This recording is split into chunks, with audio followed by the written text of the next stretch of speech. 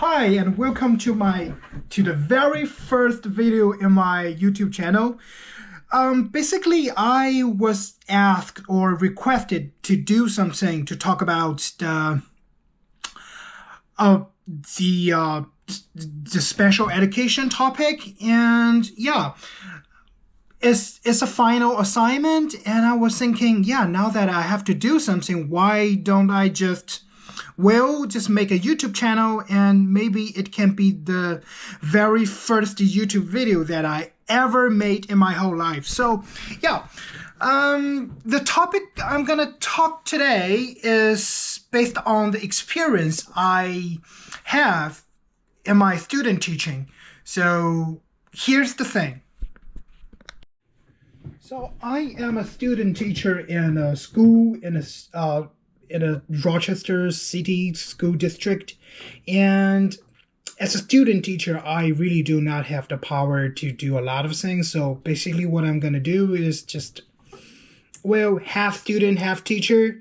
I learn from the teacher, and yeah, pretty much that is what is happening. So I found there's a very tricky student in my classroom, and he's from Dominican Republic, and he's absolutely smart. He's so smart. Me and my cooperating teacher both agree that he's a smarty pants, but we just cannot attract his attention to do anything. It's like lack of interest. We provided a lesson plan for like 40 minutes, and what pretty much he's doing is learning around the YouTube video and do whatever they want, and even disturbing us. And amazingly, he can finish all the learning task in the last 5 minutes of the course, because he know that he have to finish all the tasks, he have to finish all the handouts, so he can get the score. So it's very tricky. We just cannot attract his attention for like more than 5 minutes. So my cooperating teacher says he has been identified as with ADHD, and he pretty much received an IEP program. He went to some special course, and he received extra help, and he have some like IEP resources period, and pretty much that's it. But the thing is, he's not making a lot of progress in the last 2 years receiving IEP instructions, and in some spare time, I shared some YouTube video with him. I shared something interesting with him, and I figured out that I can get his attention for like 20 minutes. Easy peasy. So there's massive mismatch, I figured out. How possible an ADHD student can attract his attention for more than 20 minutes without any disturbing? And what is happening here? So the disturbing fact is whether this kid in my classroom is really have ADHD, or he's just an ESL teacher with very low English proficiency, but he's super smart, super clever. He can handle all the academic content in like 5 minutes, just being misidentified with special needs. That's the disturbing fact.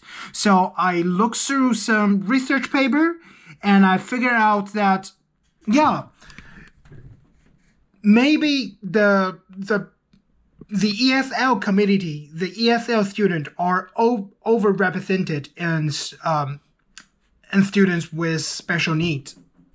So here there are some very interesting data I have here. Is the rate of the identification for SLD, which is specific learning disability, for the whole ESL communities. The rate of ESL students being identified with specific learning disability is 50%. that is whole nationwide 50% of ESL students being the or somehow identified with specific learning disability. While at the same time, for the whole general students populations, only 39% of them being identified with some specific learning disability. And we can see here there is massive mismatch between the ESL students communities and general students community. So I do not believe that a student came from another country or speak another language, mother language, necessarily means higher possible for him or her to be with learning disability. There are massive mismatch, isn't it? So well, as I dig deeper, I figure out that some research indicate that ESL students with lower English proficiency is more likely to be identified with specific learning disability. So I think this result is very interesting and can be interpreted in two ways. The first way to interpret this result is that when schools and IEP team to identify whether student needs special education or not, they did not just identify them by whether they need help or not. They identify them whether they are doing great or whether they are performance great in academic. So students with lower English proficiency is more likely to be tracked in that identification progress. They did not really need special help, they need more maybe ESL help, but they being identified with SLD, so they fall into IEP program rather than some other program to help them. This is the interpretation one, and I think this interpretation really helped to explain the story of my student. That boy came from Dominican Republic. He's super smart. Both me and my content cooperative teacher both believe that he's super smart and he can finish every learning content like in the last 5 minutes. But we just cannot get his attention for more than 5 minutes. So his academic performance is pretty low inside the school. So maybe that's the reason why the IEP team believe that his lower academic performance is caused by his attention problem. But my interpretation of his problem is because of his lower English proficiency. So he believed that he believed that some course inside the school can be very difficult for him, and that's why he lost his interest and lost his motivation and attention. Of this result is that the IEP progress, the IEP help, and the special education help is not doing great for students, for ESL students with low English proficiency and low academic performance. That because yeah, if the IEP is doing some job and if the special help is doing some job to provide a supportive environment for those ESL students, then I think those ESL students' English proficiency and academic performance will be higher, right? So, yeah, and based on my own personal experience, is my teacher told me for the last 2 years that that boy came from Dominican Republic being identified with ADHD. He received extra help. He received some resources, time. He received some like more resources for with special help with ADHD, but his academic performance and his attention problem did not really change for last 2 years. And here's what it is. So pretty much what I got here is, yeah, I think is the problem is some ESL student being misidentified with specific learning disability, and the help, the extra help, the special education they received is not helping them to get out that loop. So what can really help them?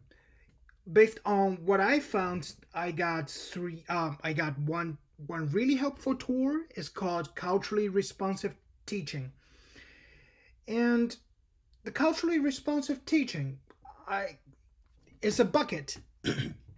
We have a checklist for the tool bucket of culturally responsive teaching. The first checklist is for school.